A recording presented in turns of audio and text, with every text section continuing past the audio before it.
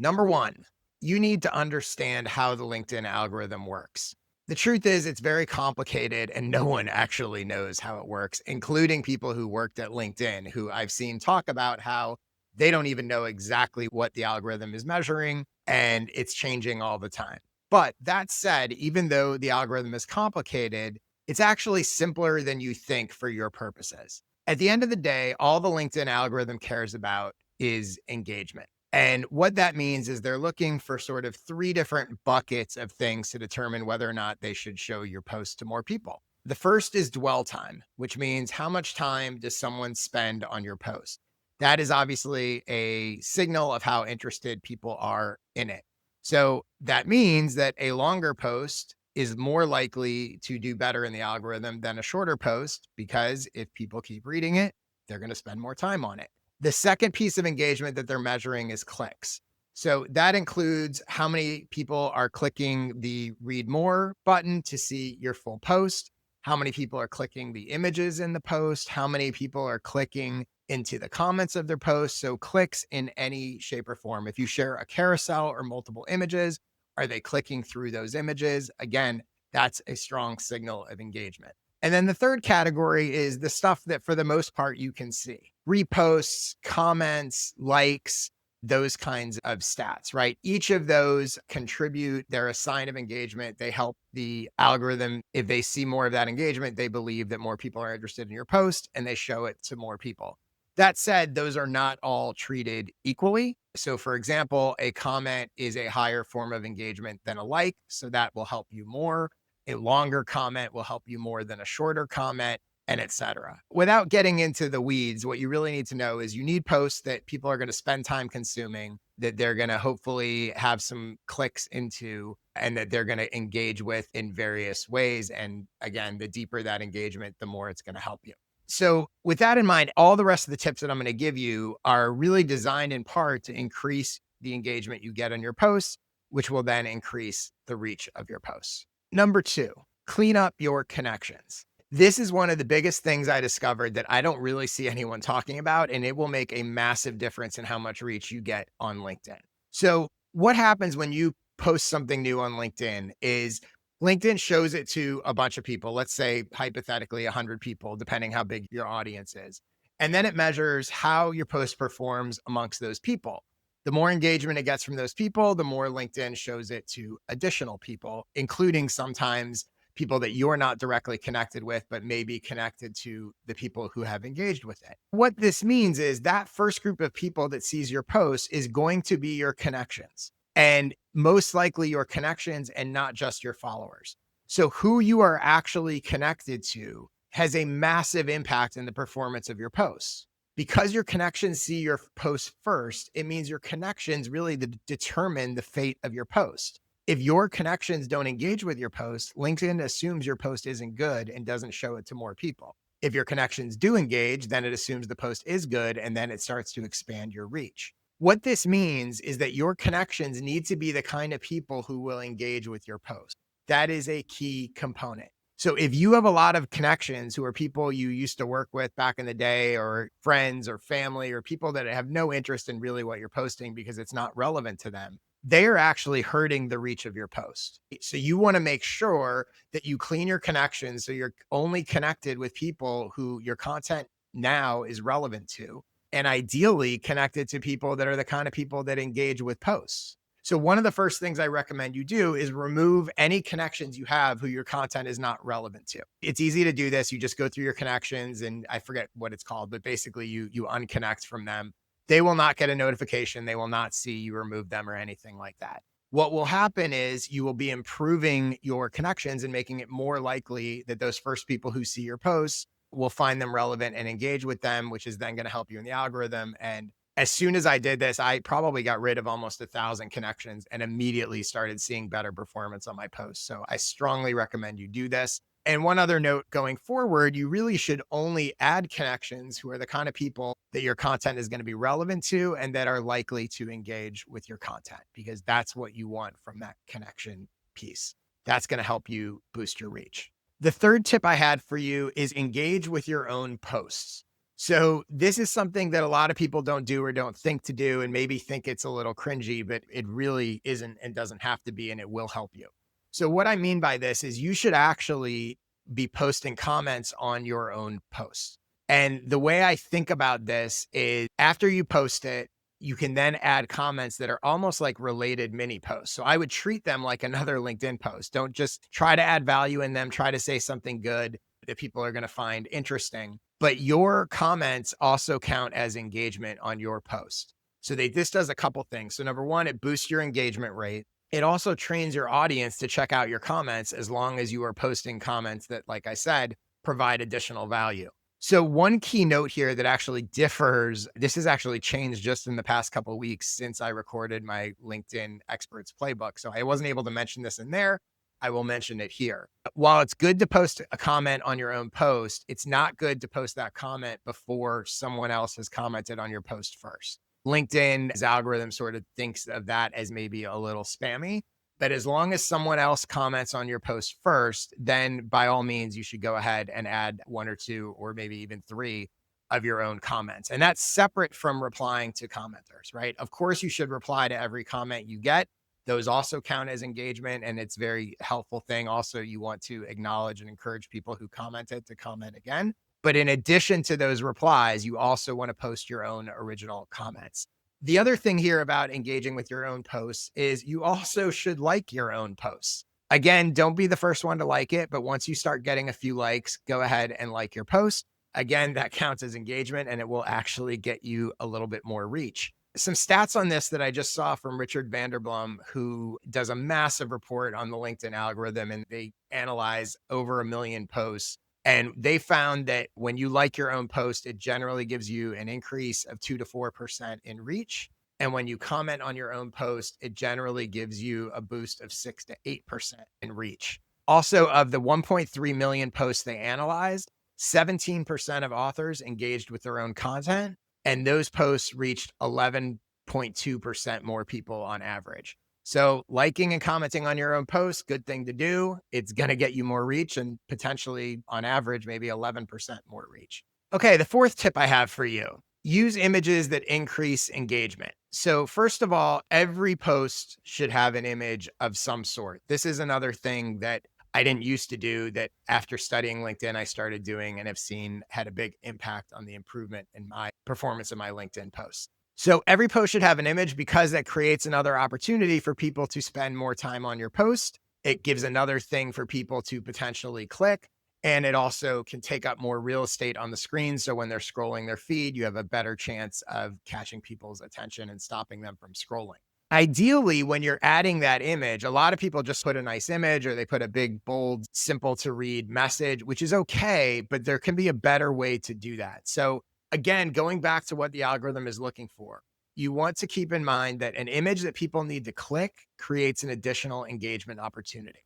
So if you have an image that just has some big message on it and no one needs to click that image to read it, they just see it, that's a missed opportunity. Whereas if the copy was smaller, if there's more copy on the image, if it's a more intricate image, there's a reason for someone to click, and that gets an additional click, which is additional engagement. This is also true for an image that people will take time to read is going to create additional dwell time. So if your image just has one or two big words and people scroll by, there's no reason to click. It takes them half a second to read it. That's not going to be as effective as an image that, let's say, is an infographic where they're going to click it because they want to zoom in and see more of it. And then they're going to take 5, 10, 15 seconds to read it. All of that is boosting the engagement on your post, which is helping you in the algorithm and helping you reach more people. This is also why carousels, which is those collections of images that people can scroll through on a post, it's why they tend to work well. Because as you can imagine, if there's a bunch of images there, that leads to more clicks, that leads to more dwell time, that leads to more reach.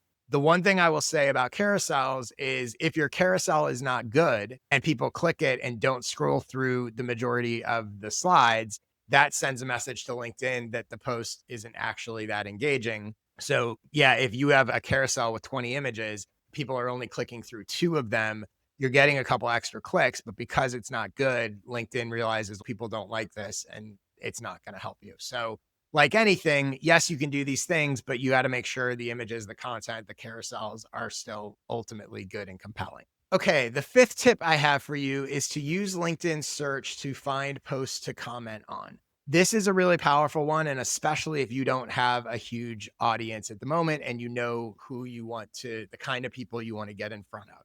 You can use LinkedIn search to search for posts that have whatever keywords you want that are relevant to what you do.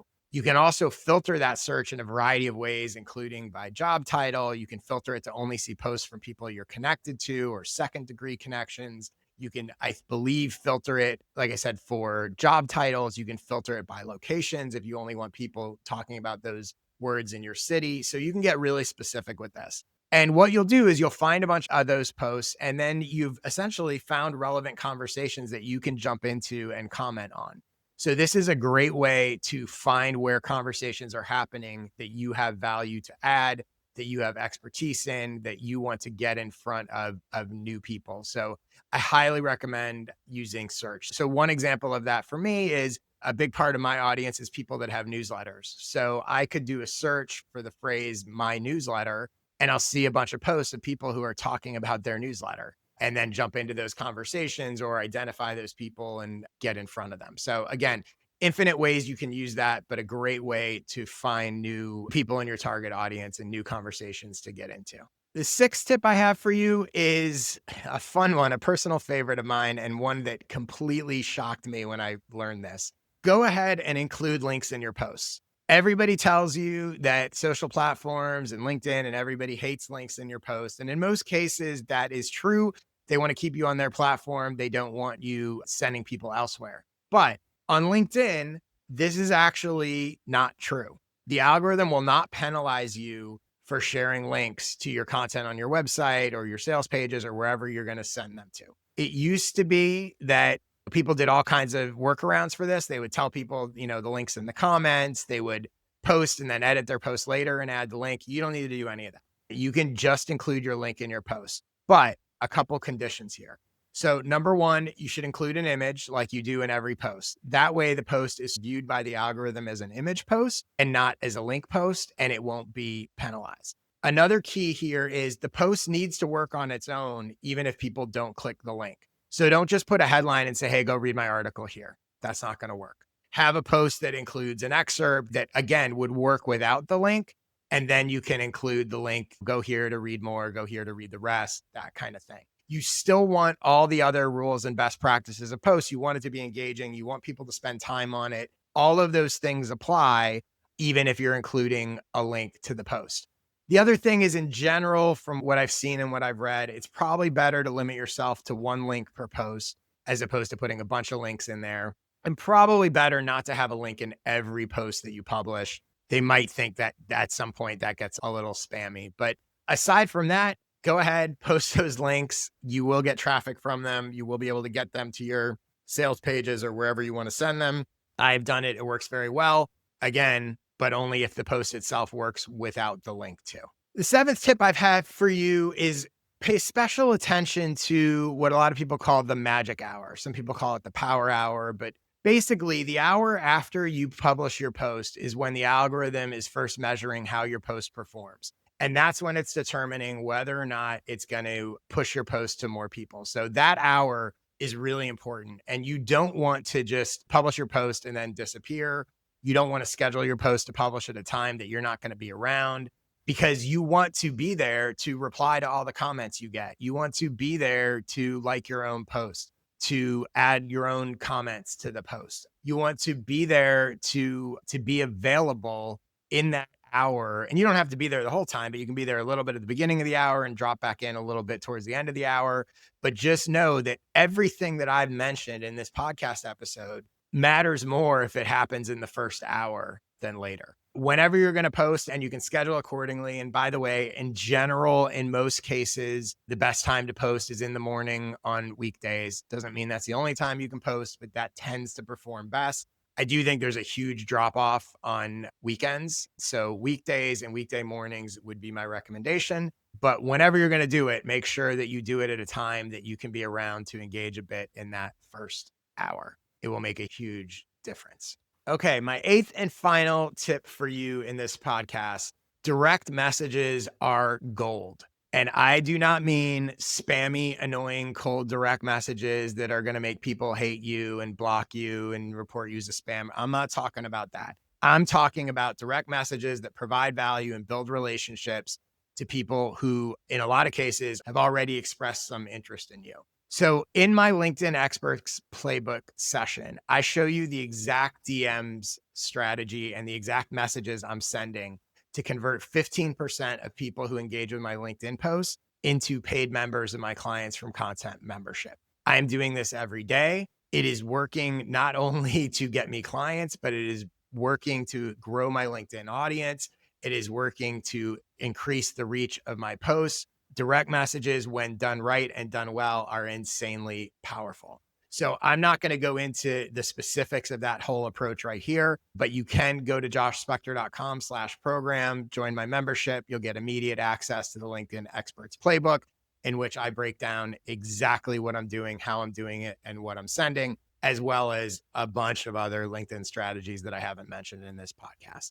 But for the purpose of this podcast, here's what you need to know about direct messages. A person you direct message with is 85% more likely to see your posts in their feed. If you have ever direct messaged with someone, you will probably notice that afterwards, you're seeing all their posts and they're seeing all your posts. It is super, super powerful because it sends a signal to LinkedIn that you and that other person have a relationship and that you are interested in each other because you have messaged back and forth.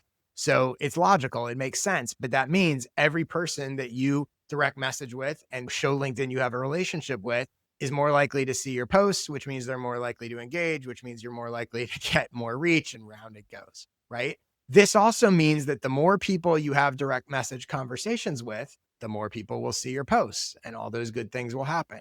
So I recommend you direct message everyone who engages with your posts or follows you. Send them a thank you, start a conversation with them, give them something valuable, start to build a relationship, whatever you can do to have an engagement with them via direct message.